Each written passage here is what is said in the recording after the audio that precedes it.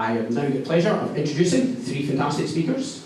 I'd like to bring up Janet Balnies from Swipii.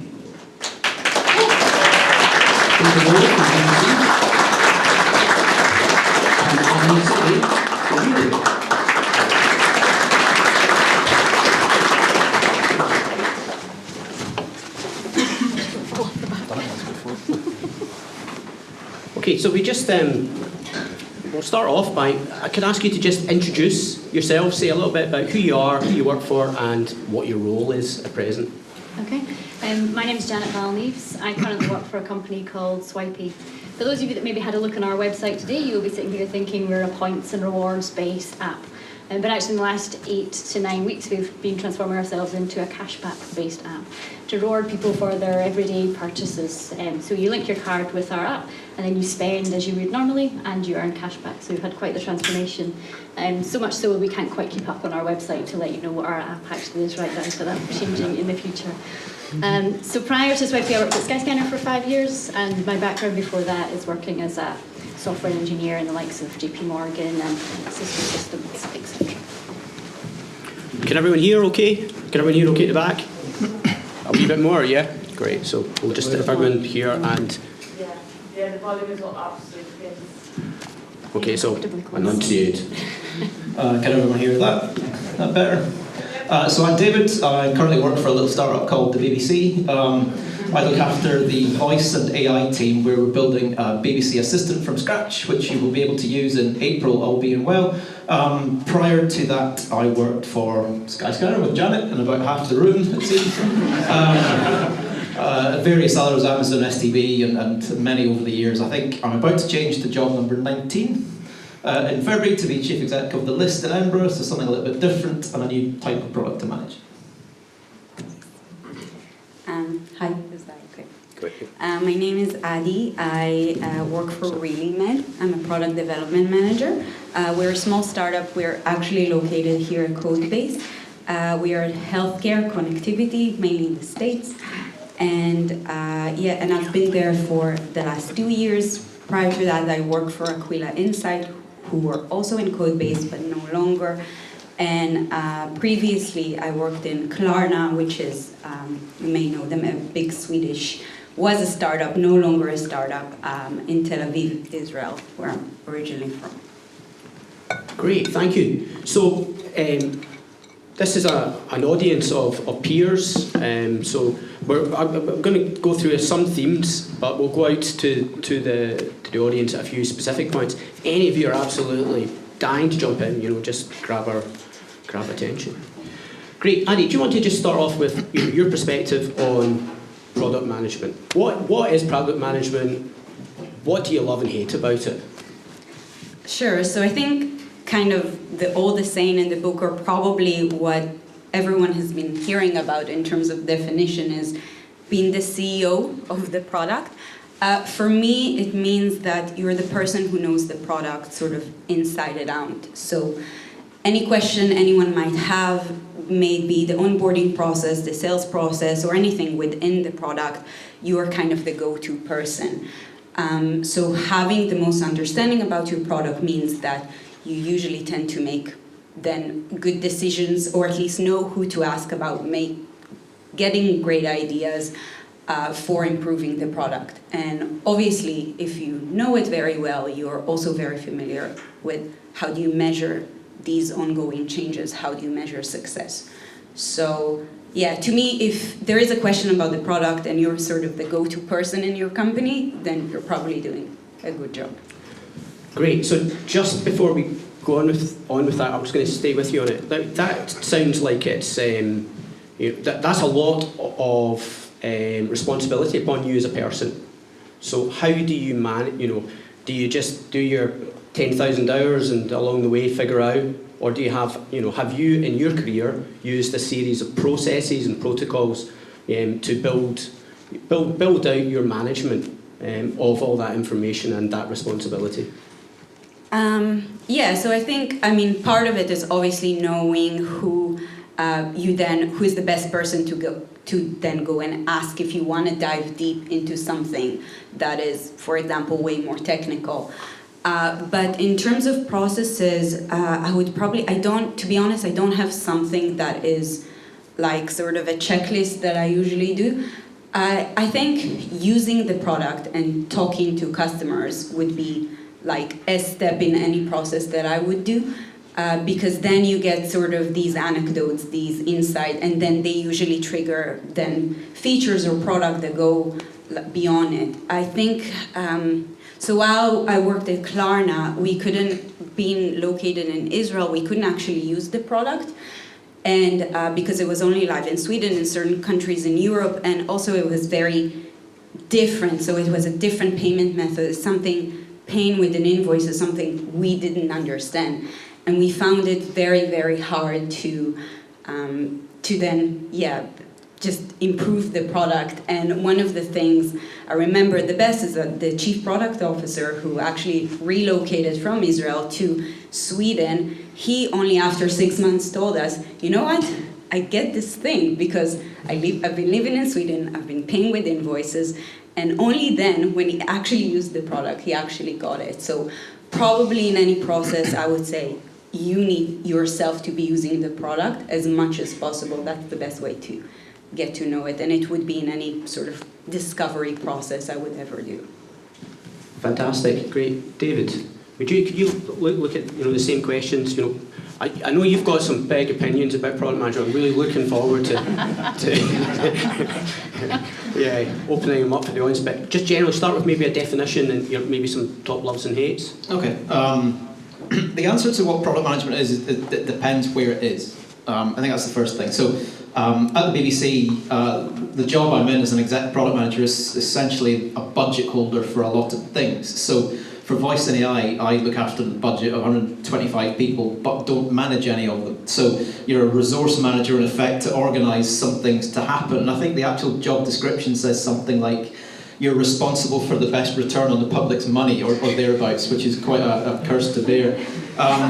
In other places, and actually to extend that point, in the BBC, although you are given that responsibility, you're not necessarily responsible for the product itself, because beyond that, there's an audiences team that decides what the product ought to be based on research, which may or may not be correctly defined or right or stand up.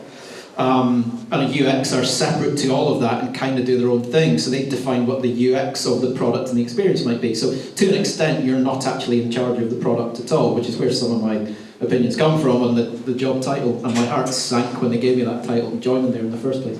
In other places, at Skyscanner, it's changed. I mean, Dave and many others are here tonight. I think I was the second product manager in Skyscanner. Back then, there was two of us, one director and myself, Rachel. We used to run ProductTank. In Skyscanner at the time, you were kind of responsible for defining a roadmap and selling it to the board, and that's kind of it. And then you'd sort of let it happen by other people and other teams. You were there at the time when we tried to build and grow the company based on punts of things we thought would work, and it was kind of building somewhere between 3 months and 10 years of roadmap to try and think what the future might look like. And genuinely, we did try to do that at one point. Other places in the past, STV, product managers were just there to be shot at and shat on, as we used to say in the trade. And we were just punch bags for things that went wrong. And essentially, project managers in all but name, because nobody listened to the ideas we had, because editorial ran the show. So it depends where you are, and it depends what you try to make of it. But I think I'll stop there before I get in trouble. Oh, please don't, keep going, come on. So, Janet, do you want to tell, because you're on growth, but how you tell your experience of product and what you've loved and hate about that? Yes, even though I'm the director of growth, a lot of the time it involves being in product. So for me, in Swipii, the context of what is the user or the business problem to solve. So there already you're having to decide, is it a user problem or is it a business problem that you need to solve? And then it's like ruthless prioritization of which is the biggest impact that you can have. So we only have a team of 6 developers. So for me, it's not even about what do we build, but how do we solve for that? And sharing the context with the developers and the team so that we can all understand that problem and solve it together. in the context of other jobs, like when I used to work in JP Morgan, it was a product owner, but that was largely speaking to traders, collating all their requirements into a 25-page BRD document, and then going, right, we'll build this, and 3 months later something came out at the end that we delivered, and we didn't really know if it had any impact, so it's kind of changed days from there. So for just now, it's just ruthless focus on what we're going to use our precious kind of time and effort for, and then what's the impact of those changes that we've made, and measuring that is the focus for us. So it's fascinating.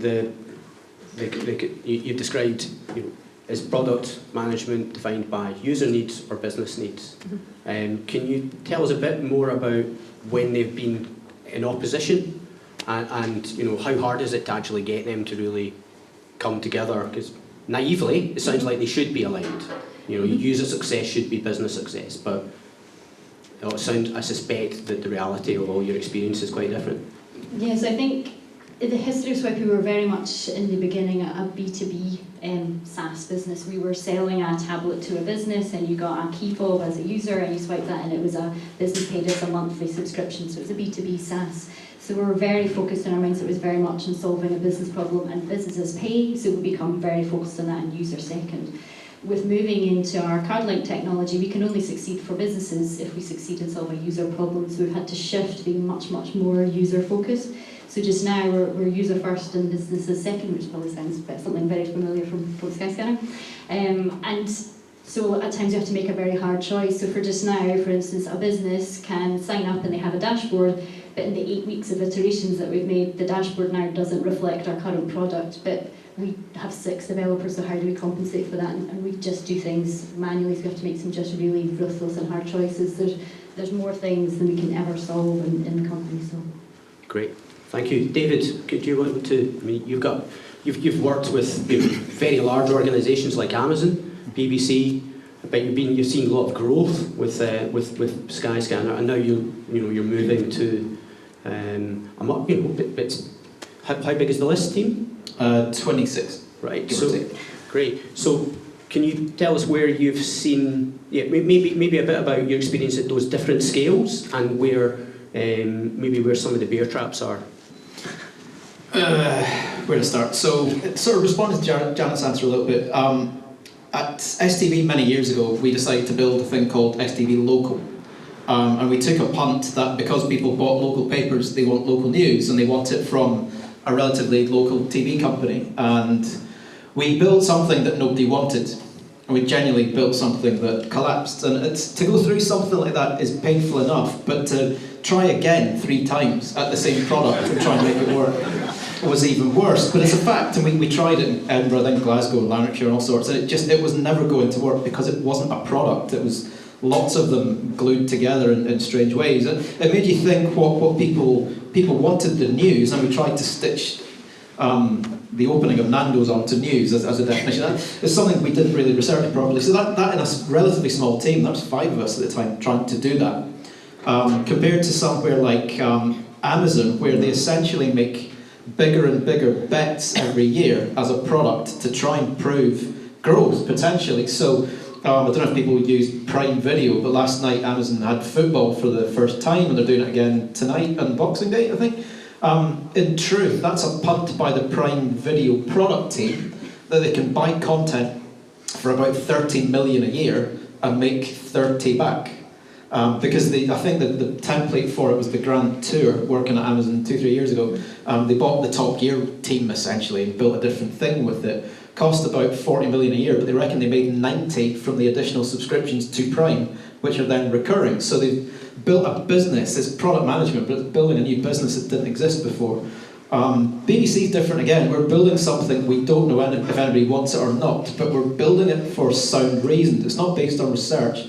It's based on the fact that, as many of you, all of you I suppose, use the BBC at some point, but the BBC buries about 80% of the content it makes. You never find it, and that's wrong because you paid for it. And at heart, what we're trying to build is a way to find more of that content in an easy way, and essentially build a personalised recommendation system. Now, people wouldn't have asked for that because they didn't know the 80% of content was buried in the first place, but we think that's a useful thing to do. And in the coming 10 years, people, like when they punted on the iPlayer 2006-07, which is earlier than you might think, they assumed people would start to watch video in places that aren't the telly. So it's a similar bet that they think there's a product there and we need to build it to find out if people want it. It's a luxury doing that with public money, and you have to be conscious that you don't overstretch the brief a little bit, but many different kinds of product for different reasons. It just depends on the context, I guess. So this, the idea, what's the primary, where does that come from? Like, a good idea in product, because you're describing there, one situation, which is you've got this idea for local news. That sounds like users would want that, but they didn't. And then you've got another one, well, another two there. Who would have thought that your online delivery provider would be your video, streaming service giving you football. So what makes one successful and the other unsuccessful?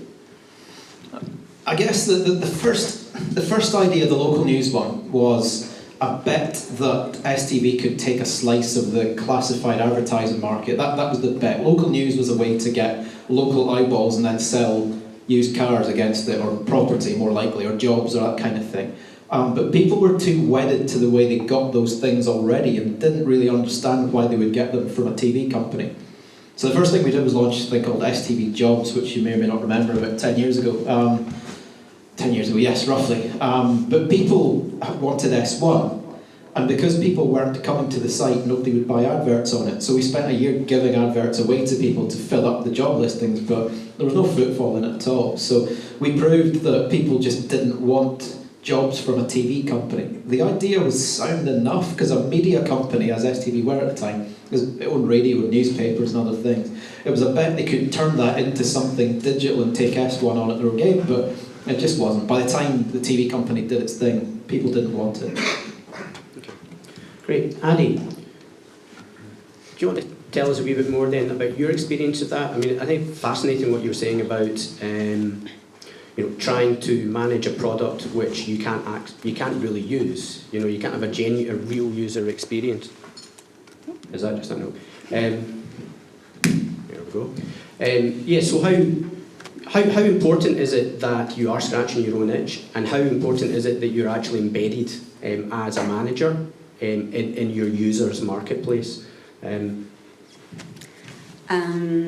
So we, for example, in Relaymed, we build a product to help doctors and nurses and practice administrator in the healthcare world, which I can be further away from. But I think trying to, first of all, if we talked about sources of ideas, so I would probably say customer support is one of my best idea generation source, because just by interacting with customers, even if you are not a nurse or you are not a doctor, or you are not running tests on lab instrument on a daily basis, you can still understand what they need to do if you talk to them enough and you hear about their experience in their own words. So if you are not able to do that, so if you're in a B2C company, or if you're selling to consumers at the end of the day, then by all means, download your own product, try to sign up, see what pain points you can find, really low-hanging fruit there that you should just very quickly can make better. If it's like B2B or something like that, then talk to your customers, watch your customers if that's an option.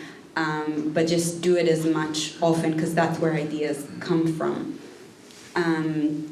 Another thing about just understanding whether an idea or a product is a good idea or a bad idea. One thing I've heard a couple of years ago, you probably all know that, it's from Hooked by an Israeli person, obviously, all my references. Nir Harel is the way to pronounce it. Anyway, he talks about vitamins and painkillers. And I think it's a very nice way to classify product, but often I do that for features as well, so you can go as small as you can about, is this thing is just like vitamins, it's like Facebook, maybe Pinterest, Instagram. things that just are sort of added joy or value to your experience. And painkillers, you can actually, you can actually explain, okay, I'm making this process faster. So you're actually killing a certain pain that you have in your day-to-day, whether it's payment, whether it's entering manually, like lab results, like we do in Relaymed. So I think that's a really useful method to know, even on a feature level, and can give you it's more harder to build vitamins. I need to think about it every time I say it. But it's a really good way to sort of classify and to see, do I have a value proposition here? Am I actually solving a pain, or am I making more joy? And how do I actually do that? So it's not a way that will let you know whether a product is going to be a success or a failure, but just a really good sort of framing, I think, to think about those things. That's great. So I'm just going to go back to this kind of process thing. You know, let's imagine someone in the room is at the very beginning of their product management career, and they're wanting to, they want to grow. I listening to yourselves, I could easily become intimidated by, your knowledge, your experience, and there's a lot of, there's a lot there that's tacit, and it's built up through the act of doing, its insight. But you've mentioned some tools, so value proposition, so that's, it's a canvas from Strategizer. What are the key tools that you found to be, that really helps you in your progression? And that you could recommend, and are there any that you would say avoid like the plague? Janet, would you like to? The main thing I think you need to have is a curiosity to solve the problem. It doesn't really matter which framework you're using, but if you're not really curious about the user in the first place, you're never really going to solve anything, no matter the framework. There's many of them out there, like say Business Model Canvas. It gives you a nice simple way to express things and gives a common language, etc. But for me, it's just that curiosity. And I think I'm going to put Louis on the spot, and I did warn him about this. I might do this. I think it might be interesting for you to answer that question, Louis, because Louis started a company. So what made that idea, and where did that come from? And you've kind of acted as a product manager and had to kind of do that off your own back. So kind of I think your perspective would be interesting from that view, opposed to the journey we've been on. Yeah. Do you want to maybe just stand up, just say who you are? And Literally on the spot. great. Right, so my name is Louis Sheng. I'm the founder and CEO at Swipii. And I did indeed start my first position as co-founder more in the product position. So I did a lot of the early sketches, speaking to the first customers. But what's very interesting lately, and since Janet has kind of taken that position of obviously she's our growth director, but played a lot of time in the product role, was finding herself between the different teams within Swipii. And you'll sit between obviously the customers and then the engineers and then a bit of marketing. But something that was very special that Janet did at Swipii was when we realized we needed to change something, we got everyone at Swipii outside. That was the first thing we did. We got everyone in the street, all engineers, the marketing team, everyone in duos, and we went to speak to our customers in the coffees, in the restaurants, and got feedback. And then as one big piece, I think, of product management. The second one is, what do you do with all that data? How do you prioritize that? What do you take? And it's a lot about what the panel was talking about, is which one do you pick? Which one do you pick first? Which one do you dump? And how do you know an idea is a great idea? Well, I think there's no such thing as a successful idea. It's usually 50% good, 50% crap. You keep the good, you bin the crap, and then you move forward. That'd be my 2 cents on product management. Fantastic, thank you. David, any top tools? And any tools or processes that you would recommend, and which ones would you avoid? I was going to say Jira, just to see what the audience got the answer right. I thought this question might come up, so I promised somebody an answer. They're not here, sadly, but the tools I've always used are thick skin and big balls in product. And just making a bit of a bet. The idea that you start with, you had the idea for a reason, and there must be some diligence behind it to get you to the point of doing something with it. Whether you're on your own or within a company, there must be a genesis that got you to do something. Mike Kinsella, if he was here, would have talked about the genesis of WeWorld and how he thought there must be a way when people use messengers. There was originally MSN being text that annoyed him, and he wanted some visible avatar of himself that he could give out to people, which is commonplace now. But this is like 30 years ago or something. I wish Mike was here because he would have loved that. And he got out of it, and he thought the idea had ruined itself when he saw Justin Bieber as a wee me from WeWorld, and he realised his idea had failed because he'd created a monster, as he would say. But yeah, we went to build a video player at STV about 10 years ago, which became STV Player. And even within the company, people thought we were mad because they thought we should be doing other things like supporting TV programmes that people only watch in Glasgow and Edinburgh and have recipes from those programmes. Things that instinctively we didn't believe people would want. And we made a bet on ourselves, had to fight to do it, that people wanted STV to have catch-up TV, and actually watch the TV when it suits you, and the news, which is what it was known for. So we made a bet on those two things to the detriment of the things we'd been asked to do, and backed ourselves to do it. It's way down the road now and long since we worked on it, but something like 80% of STV's profit is now from those products that we backed ourselves to deliver back in the day, and they took some time to grow over time, but we were right. So just having some balls and being able to back yourself and argue that a product's worth doing has always been the best tool. That there's frameworks and processes you can go through, but if the idea is no good and you don't back yourself, there isn't much point trying. Fantastic. Adi, would you like to add? Yeah, so just something just thought about as you were talking is I did in Klarna something that we call the Product Discovery Week, but that was for an internal product, for internal users. So you can go on to coffee shops if that's where your customers, our customers were a team in the company that worked really inefficiently. So we went there, and for a full week we sort of shadowed that team. The whole engineering team, which we were 4 people at the time, 4 engineers and myself, and we wrote code, but it was sort of like a spy code, and we threw that away, basically based on their ideas that we saw right there and then, and we let it run through the day and in the morning, and then at the end of the day we sort of gathered and we said, okay, this idea worked, this didn't, and we moved on from there.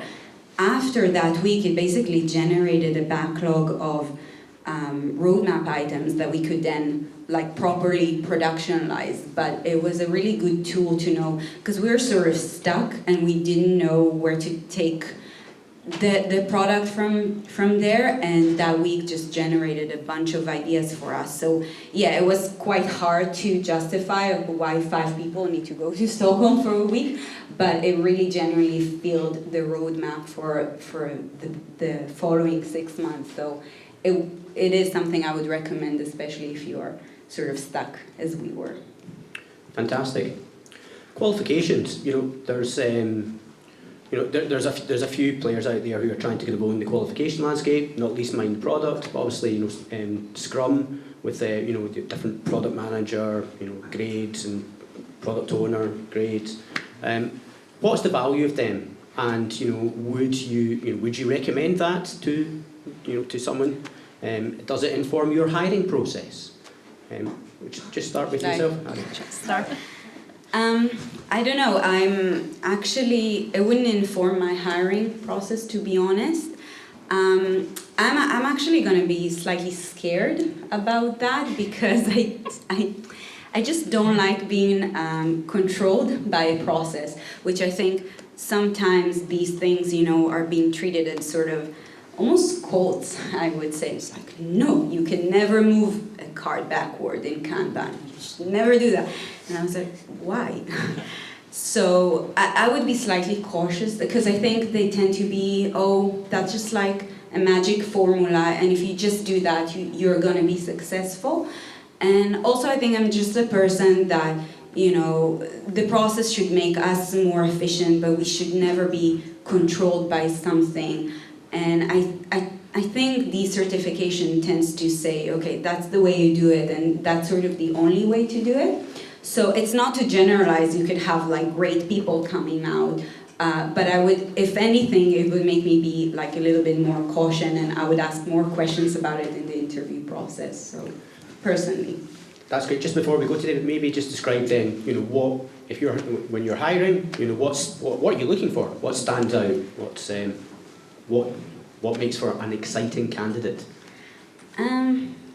So for me, it's if the candidate wants to work in the company, that's probably, because I think being passionate about, first of all, understanding the business, asking questions about, how do you make money and how many, just to understand the overall, how is the business function as a business, shows me that someone is very interested.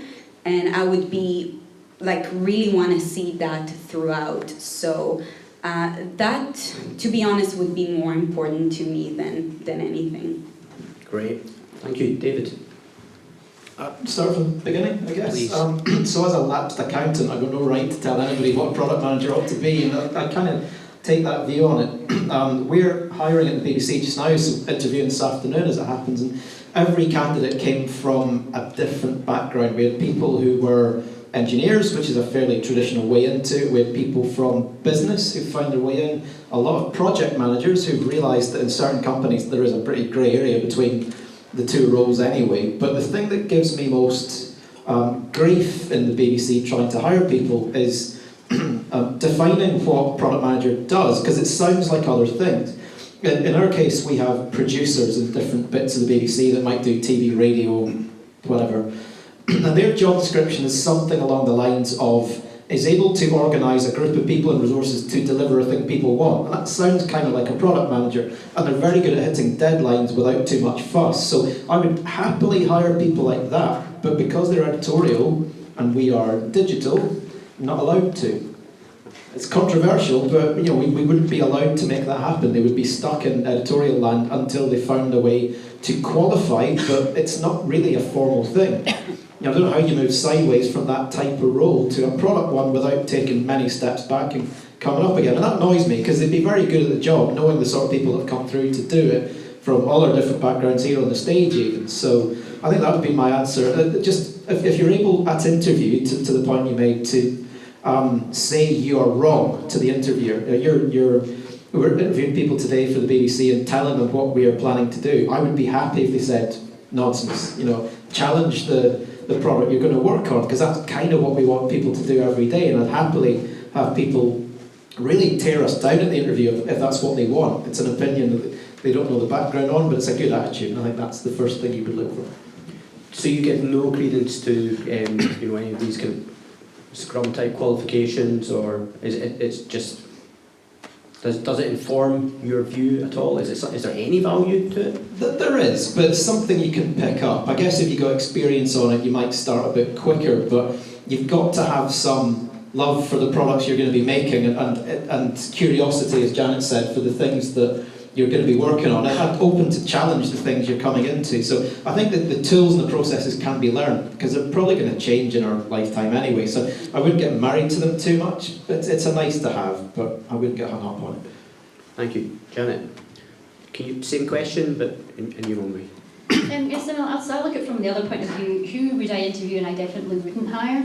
So someone who comes in and tells me my product's awesome and really nice would just be a straight no, because we know it's not and it's full of problems. And if it was very nice and awesome, there would be no job for them. So they've kind of just done themselves out of a job already. So that's not what we're looking for. It's like David said, someone who's very candid, has a mix of their own opinions, and has gone out and done a little bit of kind of research on their own, just talking to other people, seeing what they said, and collating some information, and having a real kind of curiosity again about the product is really what we're looking for. Scrum, Kanban, it can be picked up. We're looking for really clever, intelligent people, so they'll pick that up. It's not a prerequisite in my view. Having an awareness of it and working in that environment, it's helpful, but it's not a key thing for me.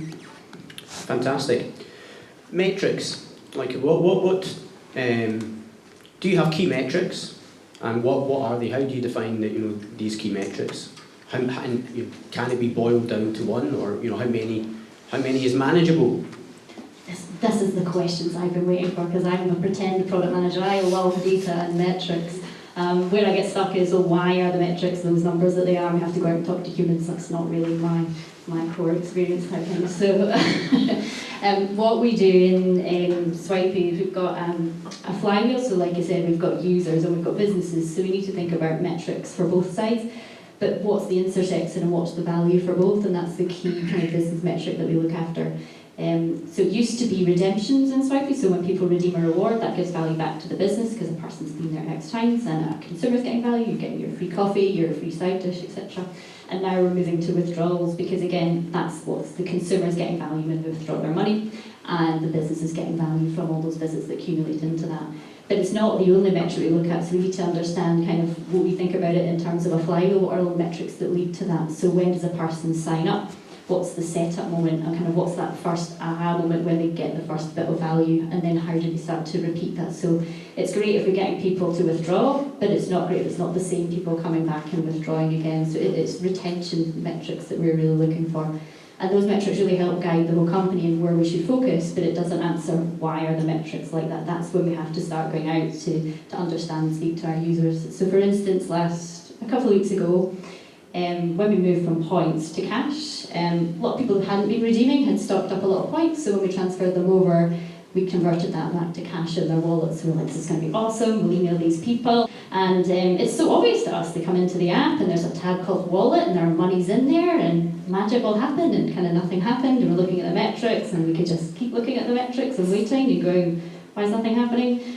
And then we started showing some other users and they were like literally blind to where they were meant to go. It's like, I'm used to coming in and redeeming a coffee. Why would I go to the wallet tab to see that I've got £95 in here? I literally have no idea. So the metrics really told us we had a problem, but we really didn't understand why. So it's the combination of kind of that growth and product thinking together that really helps us. That's great. Do you have like a, when you get together at a board level, do you go, okay, this is the key metric and it's, X redemptions per it's redemptions per user per month, or a value per, what is it? Do you have this key metric that you're like? We would love to have that position that every month it was the same metric, but being a company that's still exploring and finding product market fit tends to be, see how last month it was that metric, well kind of now this month it's this metric, so a good place and where we're aiming to be is month to month be looking at the same metric and looking at trends rather than changing our core value proposition. Fantastic. David, can you tell us a bit about your experience of metrics? Good story, man. The BBC metrics are kind of not a thing. The favourite metric for us is how many licence fees did that meeting cost. So that's a good one. We've thought about building an Outlook tool to tell us that. We are unique. I'll use the BBC as an example, because it's a good one to start with. We are unique in that we have probably started to build the only product that depends on metrics and depends on data collection to a certain degree to exist, because we need to prove ourselves from nothing. The BBC generally starts with public service remit metrics, so it has to try and make sure that people under 35 actually use the BBC at all. It's what's known internally as the replenishment audience. Go ahead, cut that out. And that's the sort of metric they depend on. So it's based on pretty crude surveys and old school data gathering to know that of the punt on BBC Sounds, how much usage is not people listening to Radio 2, because that wouldn't be much point. So they try and make sure that people who drift away from old school radio are actually listening to things that fulfill that brief of the under 25, 26 to 35 audience. For the thing we work on in voice, it starts as a data product to begin with, because we have to try and create a voice that is able to understand about 95% of the things people say to it from a standing start on the day we launch it. So thinking about viable products, which I guess we might come to, the viable product for us is that when people speak to the assistant, it actually understood what they said, which depends on a training process that started in July this year. It will continue till March to gather hundreds of thousands of pieces of audio and transcribing them until we guarantee that we've got about 95% inbound accuracy, and the rest of the BBC just doesn't have that kind of metric. So it's interesting that we live on those things and we have to be able to make sure that we understood it to the point we gave the person what they asked for. And we're going to get to the world that people will say things that we shouldn't really be answering, but we have to try. And it gets even more interesting that some of those things are very personal, because having worked on Alexa, people say all sorts of things. And we have to make sure that the words we understood find the right answer, which may come from the Samaritans if we choose to serve it from that, being public service. So there's a lot of data underneath that we really need to make sure is right at a very discrete human level. Even if they've played a piece of audio and they say that was crap halfway through it because it's not what they wanted, we have to know what that meant at the point in time, attribute it back to what they asked for, put that in a bucket of data and fix it the next day. So it's fairly unique in the BBC that we're not just blasting TV to 48 million people and hoping they like it. We've actually got to prove ourselves before we go live. So it's a nice problem to have, but a very misunderstood one in the business. Great, and from the other 12, how many Cantalos is it? 12? The other 20?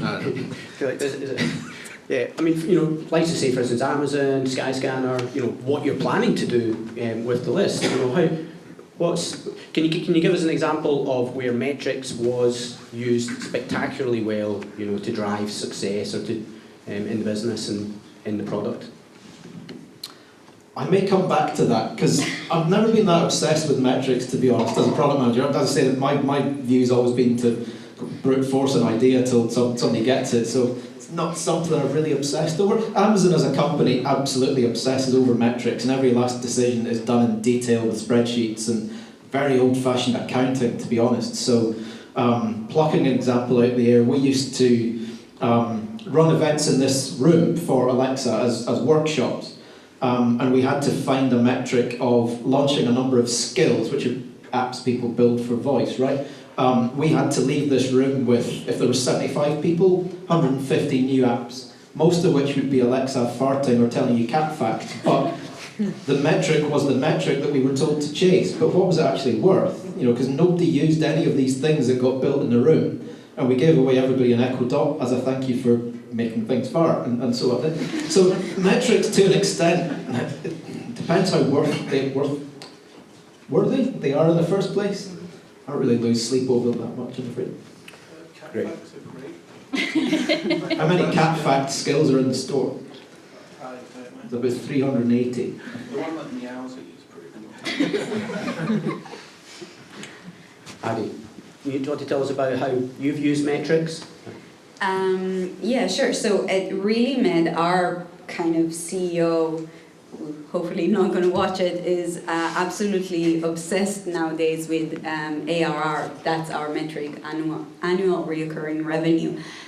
So that's kind of where everyone is now working towards. We have very specific goals of how we're going to get there. But I do agree that it could be a bit problematic because we can sell to the wrong customers or the one that we don't integrate to fulfill that. So the way has to matter as well.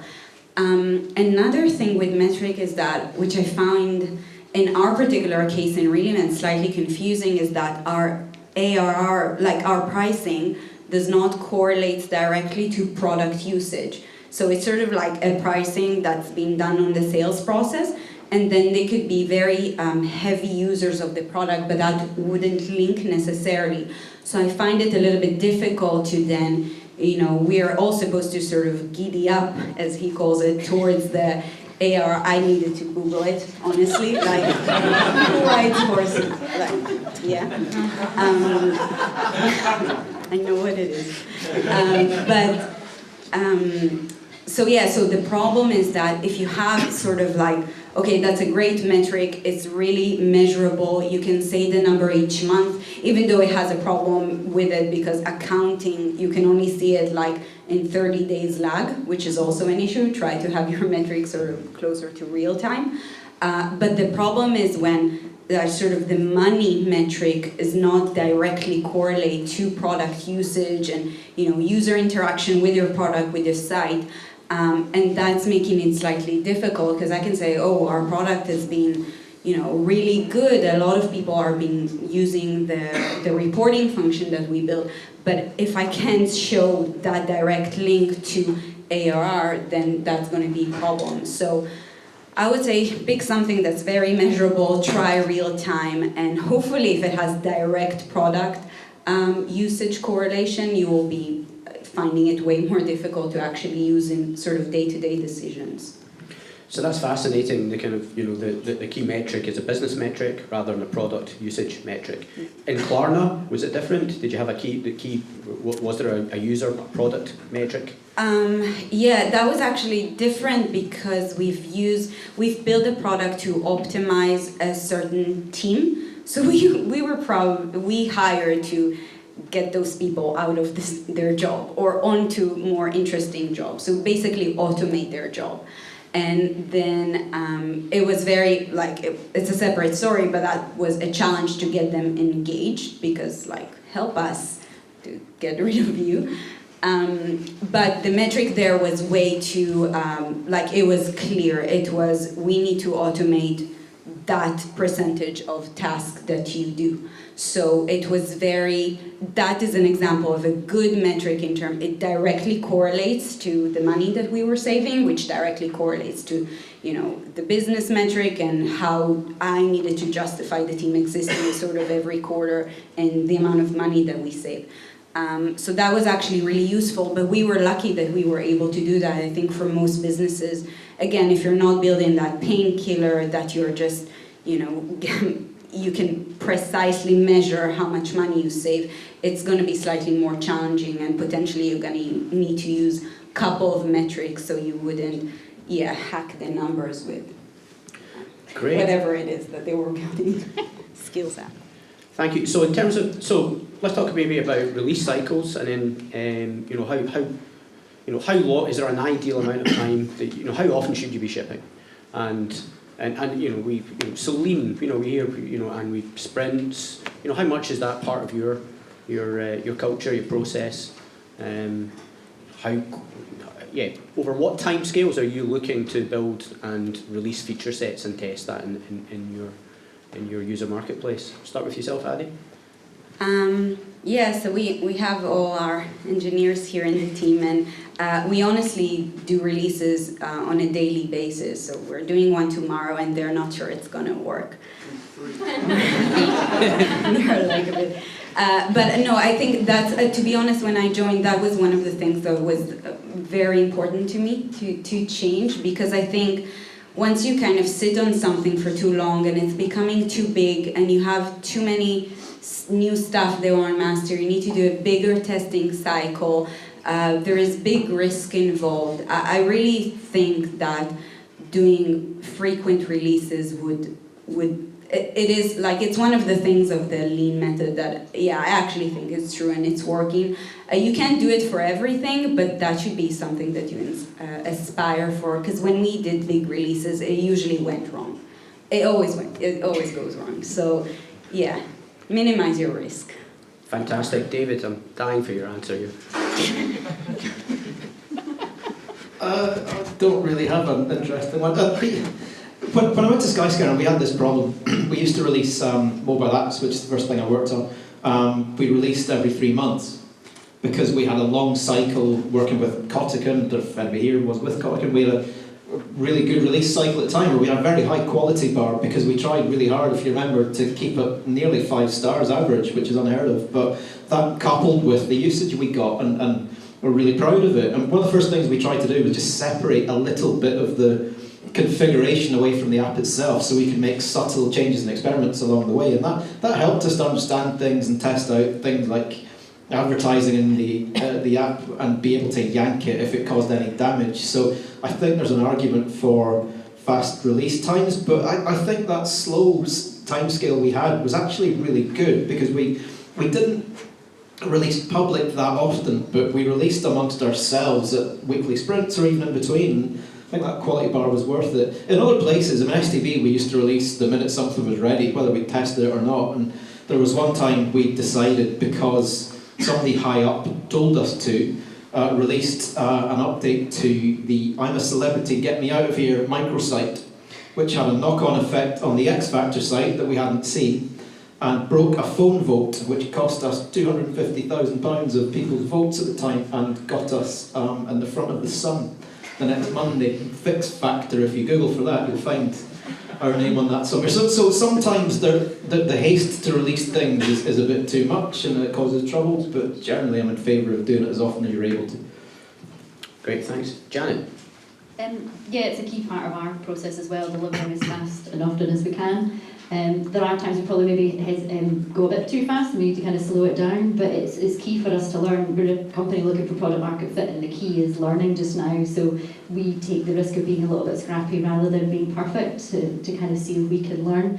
So recently we've been maybe doing like 3 app releases in a week, but then we do have the net effect of that. Not everyone updates automatically, so then we get a big spread of what release version are people on and how do we track that. So the longer the time in between, the more people that are on the same version, and we can track that. So it then becomes key of like, how do we know what's happening and what version are people on, and kind of keeping track of that. But it's a key part of shipping as often, because the longer we sit in it, the more we kind of get wedded to it, and the more we think it's going to be a big thing. And anything that we've done that we're like, it's going to be a big thing, is never, ever, ever been a big thing. We've banned the word big launch or launch because we just know it's the wrong path to go. So, what's your approach to then, killing your favourite children, like because it sounds like that sounds similar to your big release. Something you've invested perhaps, at an emotional level, an imagination level, and then is it, at what point do you go, okay, it's not just the behaviour change hasn't happened in the market, it's just never going to happen. Like we were wrong. I know, it's an interesting one, and I was wondering when David was talking about STB and the 4 or 5 iterations, what his answer will be to this question. I think a few of us were talking earlier about things in Skyscanner, because before we moved to that high experimentation and release cycle, things would take a lot longer, and there's been a couple of instances, like people who worked at Skyscanner might remember the China homepage. Your gasps there. So we were very sure that we needed a different homepage just for China because the colour black doesn't work well in China. But what did we really know? We made this big thing of once we change the homepage, it's going to be magical unicorns and it will change our lives forever. And then the more pressure was put on the product manager, the more we needed to just change another little thing and another little thing and another little thing until we realised we'd made a big, massive cliff for ourselves, and the only way to kill it was really we just need to step off the cliff, and what's the worst that will really happen, and how quickly can we spot it and pull it back. So if you're able to spot it quickly, then you can kind of pull it back, but otherwise it's just always someone had an opinion on it, and we would never break out of that cycle, so we just had to put it live and bear the consequences, which was quite painful. Brilliant. David, any perspectives on that? We had something similar at STV, since you mentioned it. We built an STV player for iPad as soon as it was able to be done. This was probably end of November 2011 or thereabouts. And the CEO found out, we were in a bit of trouble with the shareholders at the time, he was looking for some good news. Found out we had this thing built, we obviously hadn't tested it or launched it on any real users, and he said, right, can you launch that on the 23rd of December? And then he had the bright spark to say, oh, let's launch it on Christmas Day, which we did with an advert in the middle of Coronation Street to whatever million people. Somehow it stayed up, and he was right, because he'd used it himself. He said, like, as I said at the start, do you back yourself that this is going to work? And I said, well, use it and find out for yourself. It lasted until Hogmanay at 11 o'clock and fell over in that week, but he was right. As long as we had somebody on call to fix it, we backed ourselves to release that at a time we probably shouldn't have done. Chose not to iterate it at all, locked the whole thing down, but it was worth doing because it gives a splash and ultimately stopped the company being taken over the week after, apparently. So I'm told in hindsight, so sometimes these bets are worthwhile, but it wasn't pleasant at the time to go through it. Great. Adi? Actually, I don't have a great example, but I'm all for killing features. Not children. Not yet. No, honestly, I mean, there is a cost of having a feature out there. There is a cost of maintenance. There is a cost. You need to strive for simplicity. So if you try something and it didn't work out, then either you can iterate on it or you just ditch it. And and I think. Yeah, again, I don't have a great example off the top of my head, but you shouldn't be leaving yourself with legacy features. Fantastic. We're just going to move into growth, but before we do, does anyone have any burning questions in the audience they'd like to ask around product management? Anything that's come up so far? Great, excellent. Here you go. You just say who you are, where you're from, and what your question is, please. Hi guys, my name is Daniel. I work currently for Babcock in Rosyth as a graduate advanced manufacturing. And I used to work at Bosch Rexroth as a project manager, but it was basically product development. I just wanted to ask you guys for your opinion on, there's a lot of examples of products that have been released that are great, but they've failed because they've been released maybe too early. So for example, you were talking about you released STV player about 10 years ago. If that was released 20 years earlier, probably nobody would use it. Kind of the same idea with Xbox Connect. That was kind of the first iteration of a smart home, and now it's been scrapped, whereas Amazon Alexa is very successful. So I was just wondering, how do you guys know if your product or feature or process has been released at the right time, or do you just go for it and keep, as you said, forced through by brute force until people accept it? How do you make people take up your idea and actually use it? Fantastic. So timing and entry to the marketplace, gut versus data. Addy. It's a tough one. I think it's easier if you can frame yourself as an alternative to X, which is what we do in Relaymed, then it's really easy to see that you have like a product market fit. So you're just replacing something that's already exists, but you do it better, and you do it better because of these reasons. It could be pricing, it could be loads of other things. So this is one way of, like, in Relaymed, how we know that we have product market fit, because we are replacing existing product or existing manual process that we know is costing money. So that's kind of a way we do it in Relaymed. Alternative to X. Best example I've got is the Scotsman newspaper, where I worked about 17 years ago. We built a paywall on the newspaper in 2004-ish as a way to generate additional revenue, and we thought it was a good idea because the content that people wanted that was more specialised, so law and accounting and things like that, supplement content, we thought people should probably pay for that. If they might not buy the paper, but they might be willing to buy some of the content on its own. So we built it. People did start to use it. We built an archive of the old papers using the same paywall. I think we made £500,000 in the first year and a half. By the time it was really up and running, we were making about $1 million a year. But the business wasn't ready for it because the business wanted to sell paper newspapers, and they thought we were cannibalising the print newspaper to a degree that we shouldn't be there, and ultimately we weren't. So they shut that down, and they would love quite a lot of that £1 million now and whatever it would have grown into. I mean, not being funny, but other papers would love to develop that kind of thing, in the sense that the FT does really well, the Times does really well, but most of them are managing decline these days because they never figured out how to make other money early enough. I think we were maybe ahead of the time for the business, but we proved the product well enough. With Swipii, we're kind of in that space just now as well, because crowdlinking technology is very new. No one really out there is using it just now, so it's kind of the position we're in. So one of the key questions we had when we released into beta about 1.5 years ago is, will people even link their cards to an app?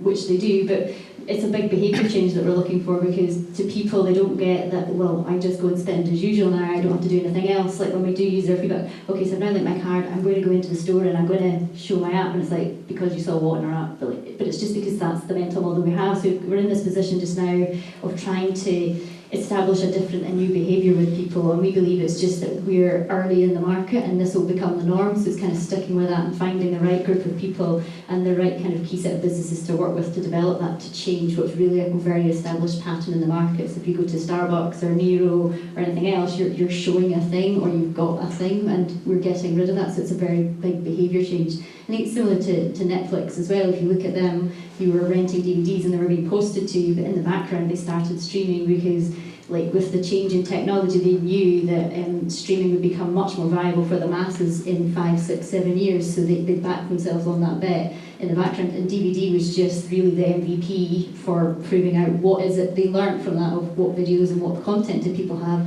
So then when streaming came along, they'd answered that, and this was just about a delivery. So it's about understanding you're just early to market in the right group of people. Any other questions just now? Great. Again, just if you can stand up and tell us who you are and your question, please. Hi, I'm Leah. I work in payments at Tesco Bank. I guess I'm kind of interested, probably moving from the piece you were talking about at the STV jobs, on that, the kind of failure of that. I guess the question probably is, if you have failed at something, what nuggets have you taken from the failure, and what kind of guidance can you give around if something doesn't work? Surely we should be positive about what we can get back from it. So. Great. I seem to have landed the microphone. STV, STV, okay.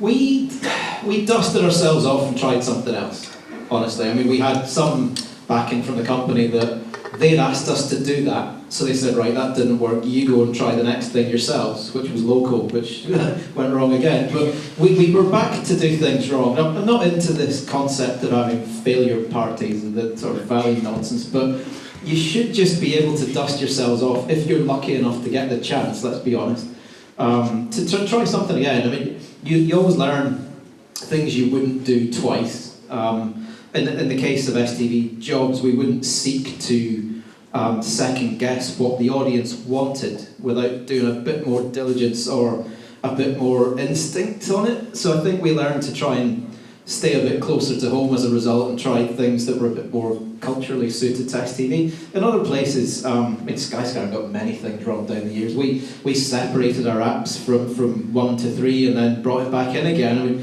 Dave's laughing at that notion that there would be a separate app to book cars where it's really a supplement to a flight in the first place, probably. So, everybody gets things wrong. It's just nice that the industry's grown big enough and product as a discipline has grown big enough that we've got the trust to try something else we might not have done 20 years ago. Great, thank you. Janet, can we now go into growth? Can you tell us a little bit about what is growth? You did a very good job with that pretend microphone. Yeah. Well, what is growth? And Janet has the answer. I definitely don't have all the answers. Growth for me is just thinking holistically about your business, so that you kind of understand the full business model and bring everyone around that. It is really nothing more than that. So thinking about how do you acquire your users, what's the experience and the journey through the product, and then revenue at the end. And for me, revenue is very much the lagging indicators of the metrics we focus on, are the value to the consumers, which if we're providing value to our users or our businesses, ultimately leads to revenue. But as Adi was saying, revenues are very, very lagging indicators. If you chase after that, you can end down very interesting and bad paths. So it's not a good metric to chase. And then thinking about your product as well, it's not just about building a product and people coming to it, but how do they add other people to it? So if you think about Swipii going for lunch and buying a sandwich, it's typically something you do with somebody else, and quite often. So if you've discovered a new place, how do we help you share that with someone else, and that brings someone else to our product, rather than just paying marketing pounds on Facebook, etc., to bring in new users? How does the product get better as you add more consumers into it? So thinking much more about building virality into the product, rather than just thinking I'll build a great product and then all I'll do is spend marketing money to bring more people to that. Great. Can we just go into that a wee bit deeper? Because I mean, one is kind of an ancillary process, which could be SEO, marketing, just could be good salespeople. The other is it's perhaps closer to what was called the dreaded word growth hacking. Putting it into the product, making growth a function of the product, and so you would.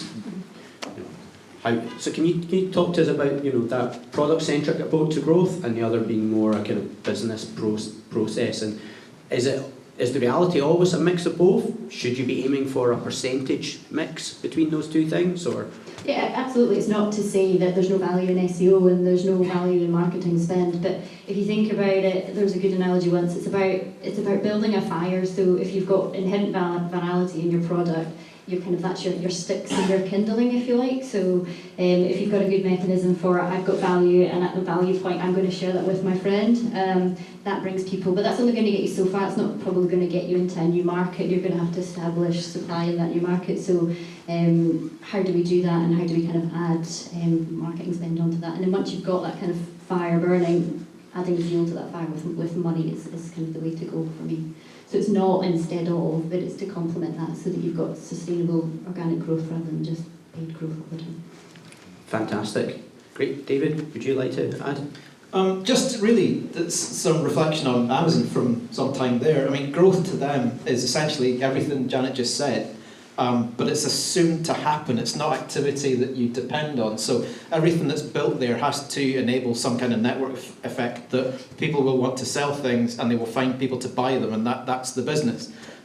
Growth to them, as I found out, is essentially investment choices of what the extra pound spent will do as an extra product or an extra team or something that will enable another of those flywheels or something like it to exist. So it's a pretty brutal exercise for about 6 months a year, probably starts in 3 months' time for 2021, where they decide in the teams they're in, is the thing we're doing enough? If we spend £1 to add something to it, will it do more? Or do we just kill it with fire and invest in something else? And this whole think big process is their method of growth, and that's how they grow so quickly. So it's kind of different to assume that things will work and you only invest in things that work better.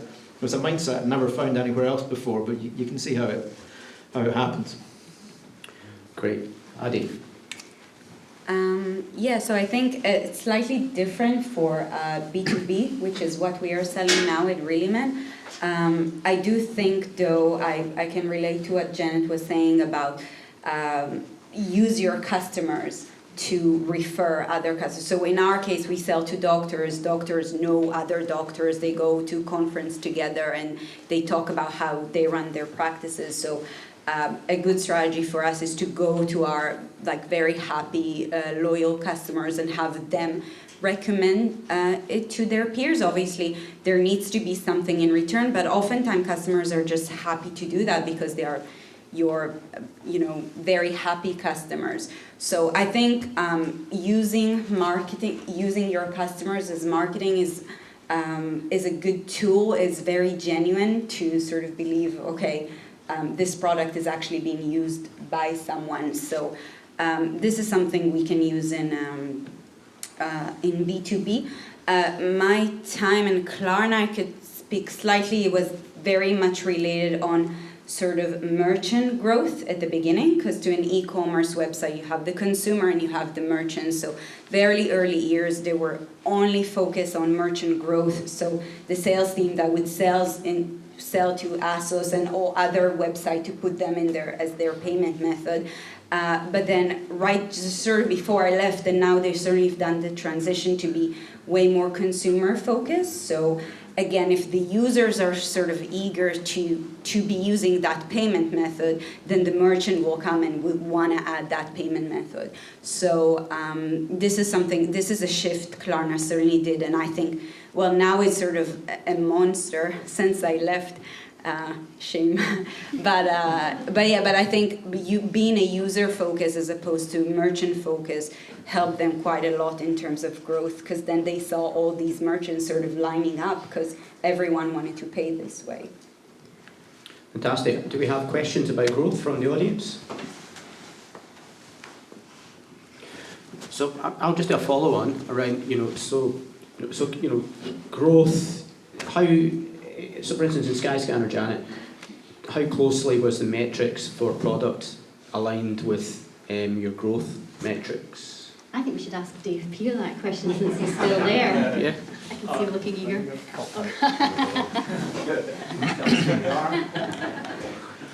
Dave Peer from Skyscanner PM.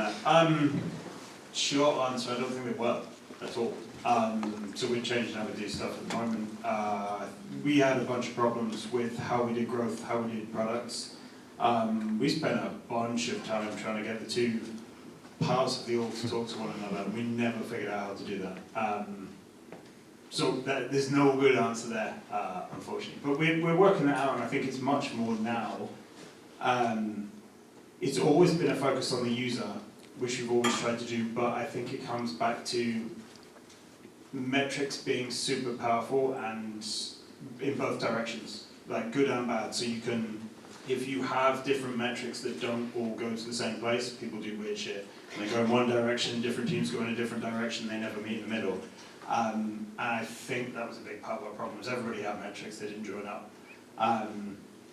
which we are getting better at now. But I haven't got a good answer. You probably have a better one. No, and I remember as well, we even had competing metrics. So on one side, in the content team, we had one metric, and in the product team, we had a completely opposing metric. So there was never a way for us to work well together when we had completely different metrics that we were kind of based around. And it's not a problem that's unique to Skyscanner. You hear other companies talk about it before when they start up as a product-based company and then kind of add marketing and PR and content on at the side with the way you don't really talk to that product team and you're going to do all your stuff to the side. It just creates that divide and that silo. So something I kind of try and work hard at, that we work together and as one from the start to avoid that kind of two-sided divide. I mean, I guess it's a function of the things that you care about day to day as well. Like, so if you're doing growth and you are acquiring traffic, you acquire traffic in the way that the platform that you get traffic from, you understand. So that might be sessions from, or clicks from Facebook. And so you care about clicks from Facebook. Whereas in the product team, you have no idea what a click from Facebook means because you actually care about a conversion or you care about a user or something else. So it's hard, like it's not built to succeed, so you have to make it work. Okay. Fantastic, thank you. And just to follow up on that, so maybe it just goes back to the timing kind of question and a bit about, is it ever too early to be acquiring customers? And I'm thinking, in terms of trust is a key thing, and you kind of get one chance at building trust and forever to break it. If you break, the moment you break it, it's very hard to get someone back. So, what are the arguments for going early, and what are the arguments for taking your time and to try to acquire new users? Who would like that? Thank you. So was it last year? I can't remember.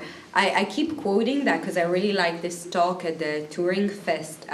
It was from this trainer at Intercom, and he was talking about that idea of optimizing your funnel right to left, which I can really relate to because I do think if you have a bunch of crap that you sort of need to fix in your product, there is no point in sort of acquiring and bringing on more people that would hate what you already have. So there is a risk in acquiring traffic way too early. You kind of need to be sure with not a lot of data and maybe users that are you and your family and people that you know, that you have something first and you have sort of a complete, I would say, experience, and you have that sort of aha moment as a user that's been using it. You immediately understand why it's good for you.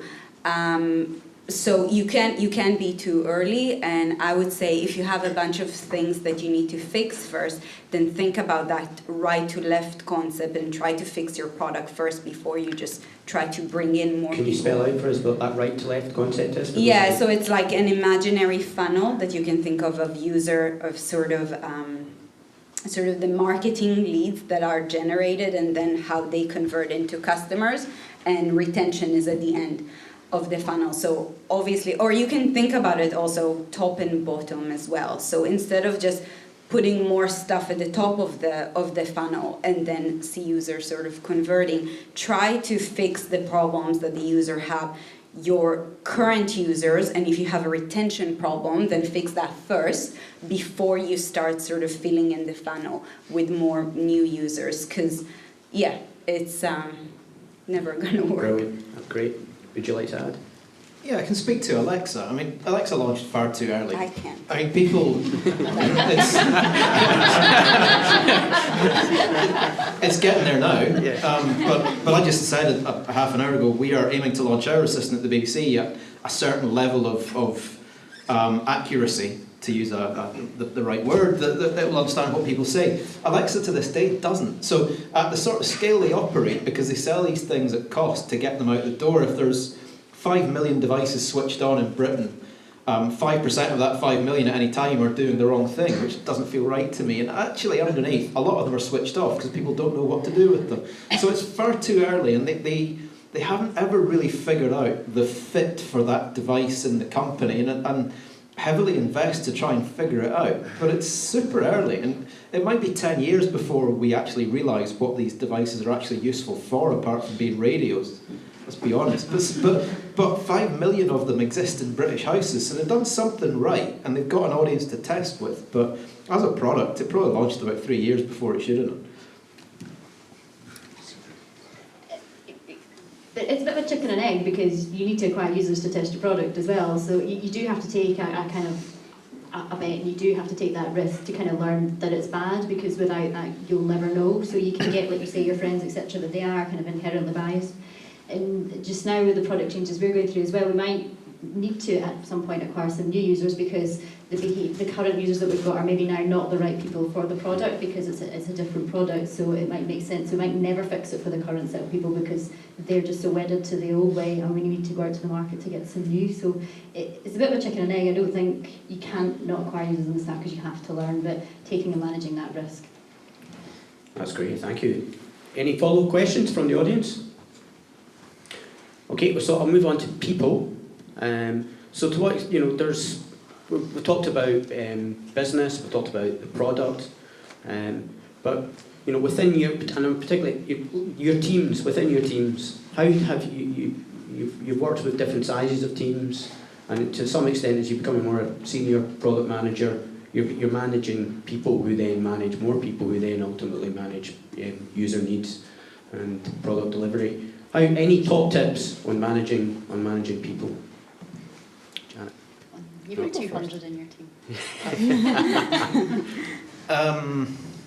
Where to start? I mean, just now we've created a 126 thereabouts person team from scratch overnight, and trying to meet the ambitions of that many people for a product that doesn't exist yet, give them all their say in making it, and give them all the time to do as much as they'd like to with it has been really hard. The hardest thing is to keep morale up when product is so far away, because when we started it was 18 months away. And trying to, when you're not actually releasing anything really, I mean, some of the team release bits and pieces so we can build the data up that I talked about, but there won't be a user-facing product that will be advertised to anyone for another 5 months yet. It's been hard to keep a lid on that and keep people together. I think we've lost 2 from the 120-odd team that we started with, which isn't bad. And they're still in the BBC doing something, but it's been hard to manage that. I mean, at Skyscanner we kind of went the other way. We started, as I said, with almost no product team. Dave, how many is it now? Product? 50s? 100. 100 in product, Jesus. The growth of that actually became an exercise in breaking down the product itself to be able to be managed by lots of people in small pieces, and be able to manage those small pieces effectively with the tools to do it. I think that would be right, wouldn't it? So we used to start with like blunt metrics and aim for the whole business with a couple of product people on the board, but breaking it down to lots of little things means you can make lots of little incremental improvements. So, but as the business changed, the product team had to, and keeping people interested enough that they changed their daily bits. That's been hard, hasn't it, to try and get right and keep the product team happy? Yeah. Would you like? Sorry, Dave.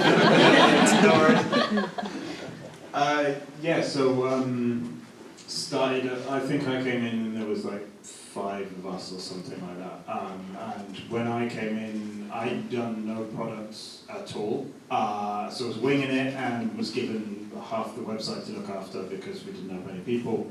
And now we're 100 and people come in and they own a tiny bit of one page or one microservice on the back end that does something or other.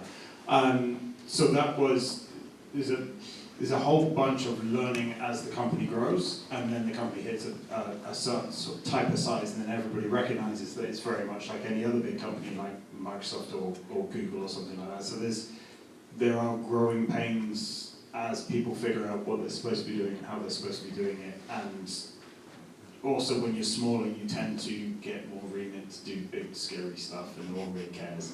And then you get bigger and bigger, and then suddenly every 0.5% of a metric starts to be important. So then you start to do less crazy stuff. Yeah. Great, thank you. Yeah, so by far, I think the most challenging thing in my job is the people aspect. And they're all here, so I can't be actually speaking about them.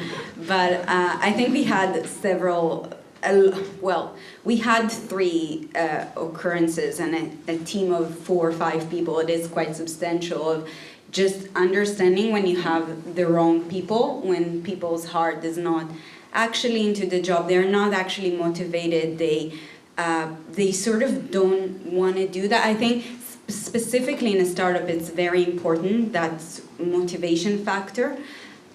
So probably understanding like when a person is not a good fit, and especially in a very small team, that could have a huge effect. One person can have a huge effect on the entire room.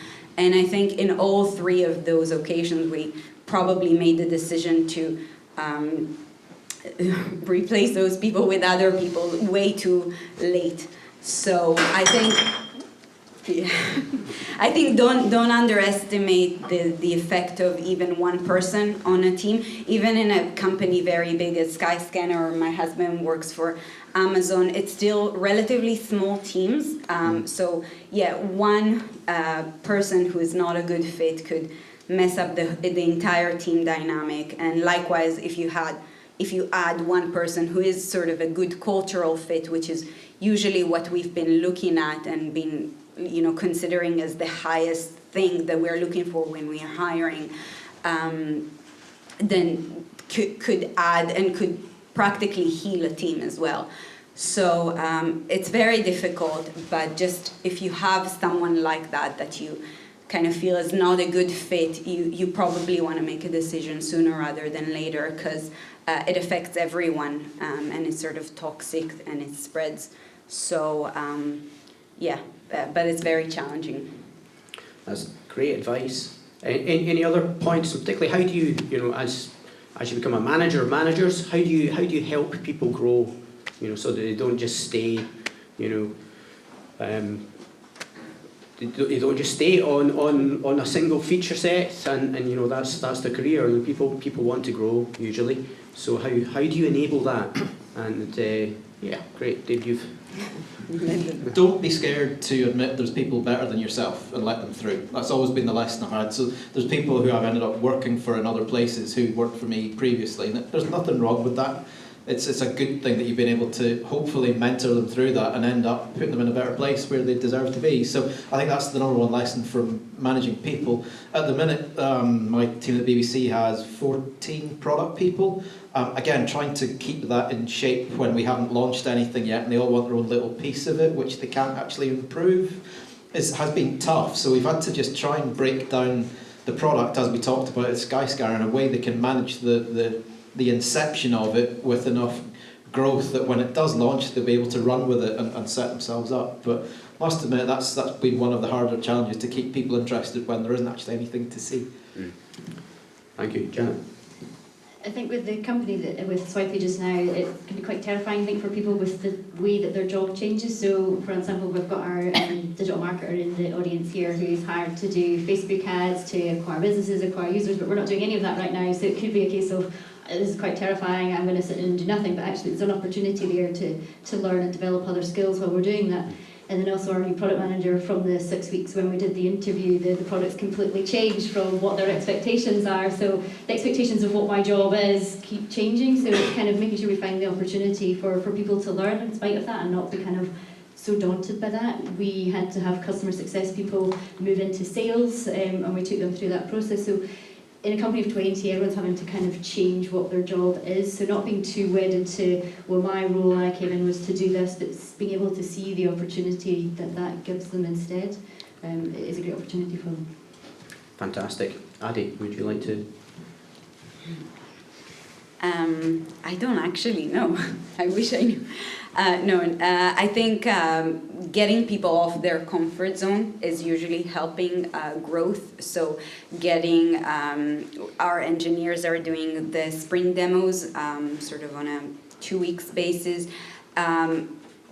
Many engineers are not feeling that comfortable talking in front of people and in front of the business, and also sort of showcasing what they are doing. Getting on support calls, getting basically off the code. Well, for us, because basically working with a team of engineers, and not a team of product managers.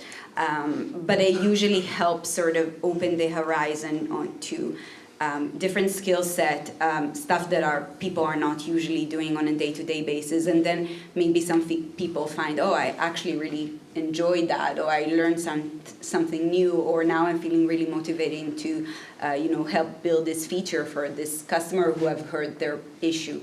But it takes a lot to get people off their comfort zone. But I think it's a great thing to do for personal growth. Fantastic advice. Any questions from the floor? Yeah, good, there we go. Just getting into Okay. it. I can see Tim smiling over there as well.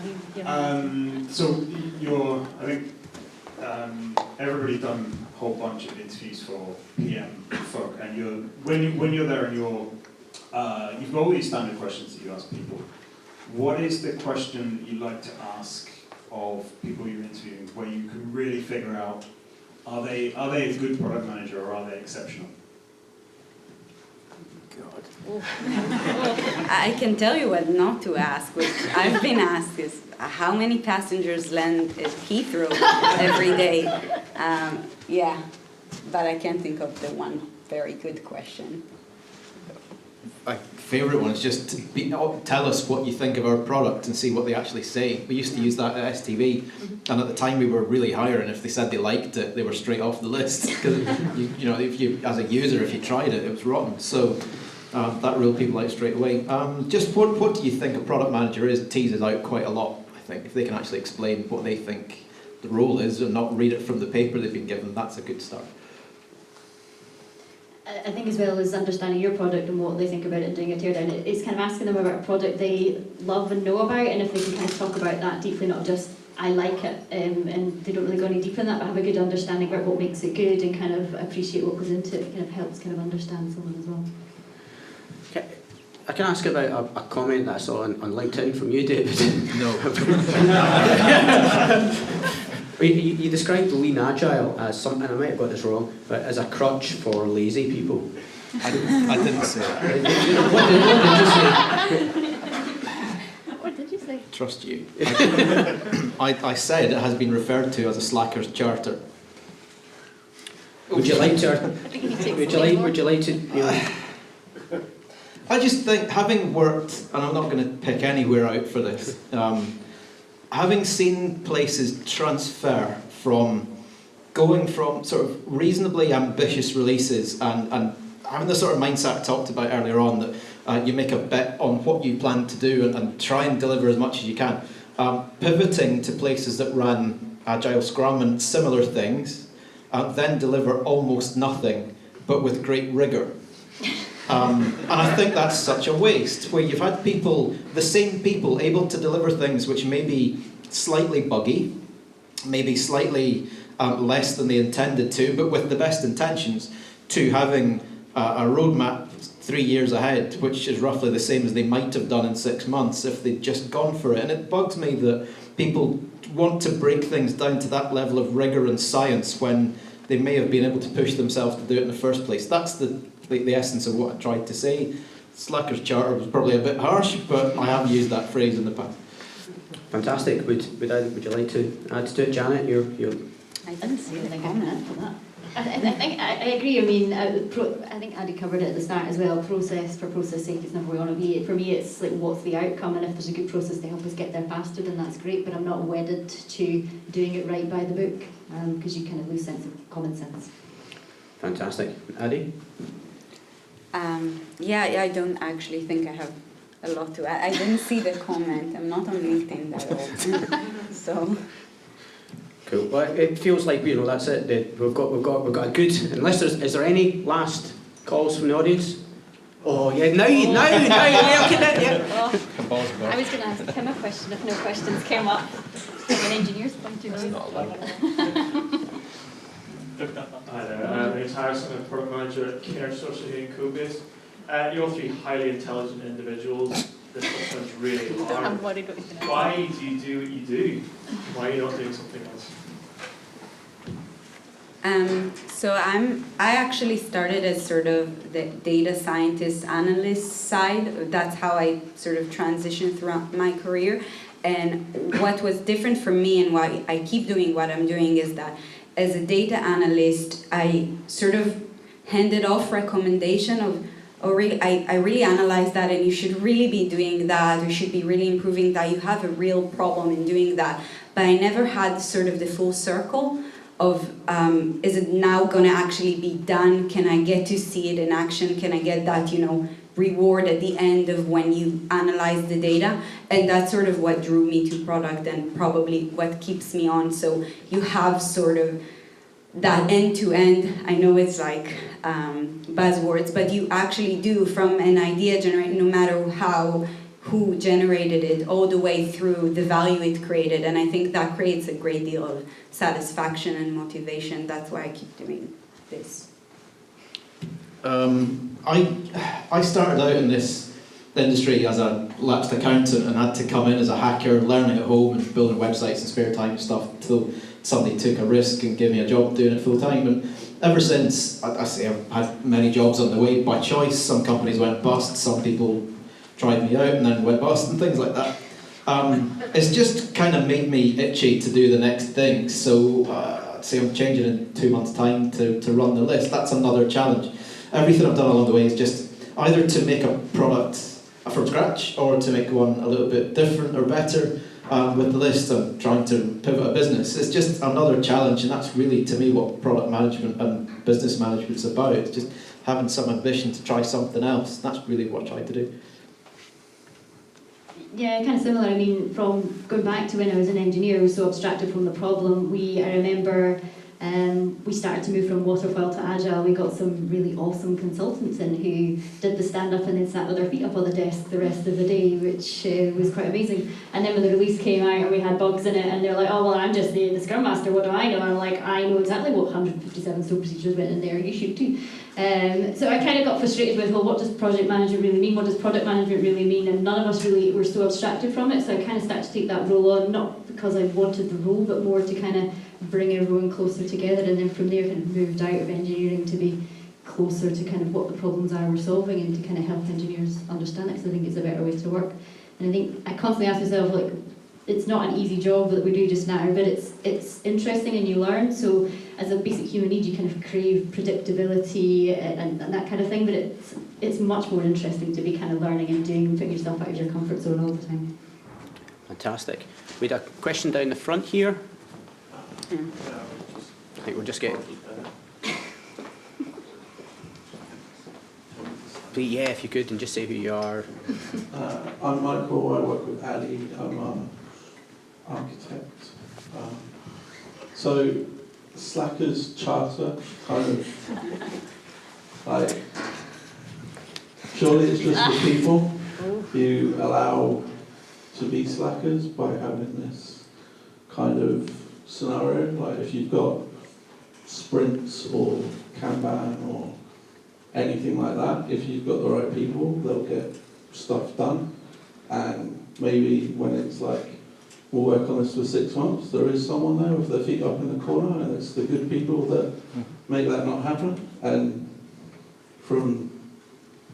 when I started at Relaymed, we didn't even have a product or a client or anything, and we had 2 slackers, and I think we worked out that while they did 37 hours a week, me and my other colleague did about 60, and we got a product out. And if we'd done a 6 months thing, 5 the sprints, they still would have been slackers. It just probably wouldn't have been as noticeable. So, what do you think? I mean, I'm not dissing Scrum or Kanban at all. We use it and I'm a great advocate for it, but it's when... Oh, well, it is a very, very useful tool. It's more when the focus becomes on doing the process right and you lose sight of what you're trying to get through the process and what the problem is that the process is solving, then I think it becomes a bit of a hindrance rather than a help. But I do think it is of massive value in the right situation and thinking about what's the right tool, because I've sometimes seen people learn one tool and then they kind of, that's the only tool in their toolbox and they use it for everything, and it's not always the right solution either. I'll give you an illustration, right? So I remember going into a team where I stood in the sprint planning, and somebody was, so estimate your piece of work, and they didn't do planning poker or anything like that. So I think that's 3, and the next person said, oh, my bit's 6, and you get the drill, you know. So I queried it the next day and said, right, what does that mean? And he said hours, and he said days. So it made me wonder the rigour of the whole process. And I guess that's a failure of whoever's managing the project or the planning or that kind of thing. And I think you're right that it's got its place if it's managed well. It's not always. And I think that's where things get buried away. And I think that's the point you're trying to make. If it's done right, there's nothing wrong with it, as long as you aim to keep doing more and more, which is my thing. But sometimes people are able to hide depending on how it's been set up. That's my only beef with the whole thing. Great.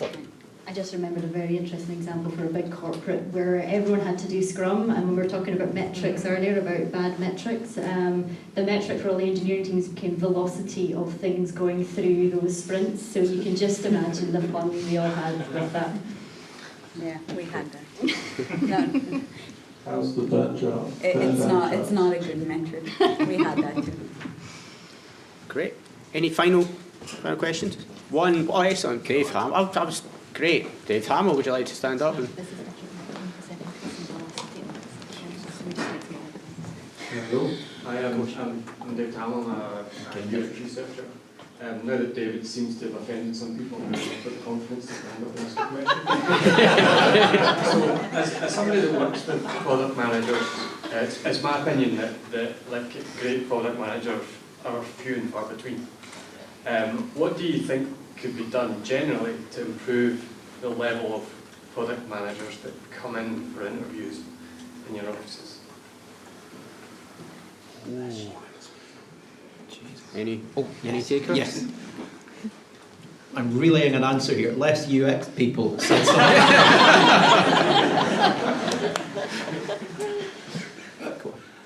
I have no idea. I mean, it's interesting because when we asked earlier about certifications and what we're looking for, we all said there is none. So, I mean, is there people coming out of university with the skills and the opportunity to learn what it takes to become a product manager and what it looks like? I'm not really aware of that. Whereas if you're an engineer, you're looking for a degree, etc. There's common things you're looking for. So Dave Peer just stood up there and said, when I joined Skyscanner, I'd never been a product manager before. So it kind of shows there's a bit of a vacuum for people to kind of learn the discipline. I know Chris sitting beside him has just moved from being an engineer to a product manager again, but it's through self-learning just now. I imagine there's some courses out there, but they seem to be kind of few and far between. So how do as a group we start to share the knowledge that we've got to become better, rather than all of us having to learn and make all the mistakes ourselves? Because if we're all learning the same, it's just going to take longer. So us sharing our experience and being able to learn off each other is a much faster way to learn than all of us individually in silos learning ourselves. Yeah, I guess the BBC, the first thing I did when I got there, I noticed some of the team were business analysts. So although they were kind of doing product without the job title, they were kind of in a dead-end profession within the business, that you can be a business analyst, then you're a slightly more senior one, which is essentially better paid, then you manage business analysts. But you didn't get any more say in the product on the way. So I deliberately decided to give people who had deep knowledge of product, because that's really what business analysts there do, give them the opportunity to use that for something. And actually we found maybe half of the people that we did that with are actually better at product than some of the people who do it elsewhere full time. So we've made product managers out of good people with the credentials in the first place. So I think you can spot people that do it more than hire them sometimes, and that's a bit of a virtue that happened at Skyscanner for sure. Yeah, I would say that a good product manager, if it's in an interview, would speak of himself or herself as being sort of part of the team, not being like this thing that is isolated, that oversees some stuff and, only talks to people in planning and stand-ups and then never talks to people. Because I do think the good, ideas, sort of co-creation, we call it at Relaymed, is happening when you are, like, the product manager see himself or herself as part of the team, whether it's like engineering, UX, UI designers, testers, etc. So not to be sort of, I'm over here and this, unique title and role rather than, sit at the table, everyone at the same level, very flat, and, sort of working together.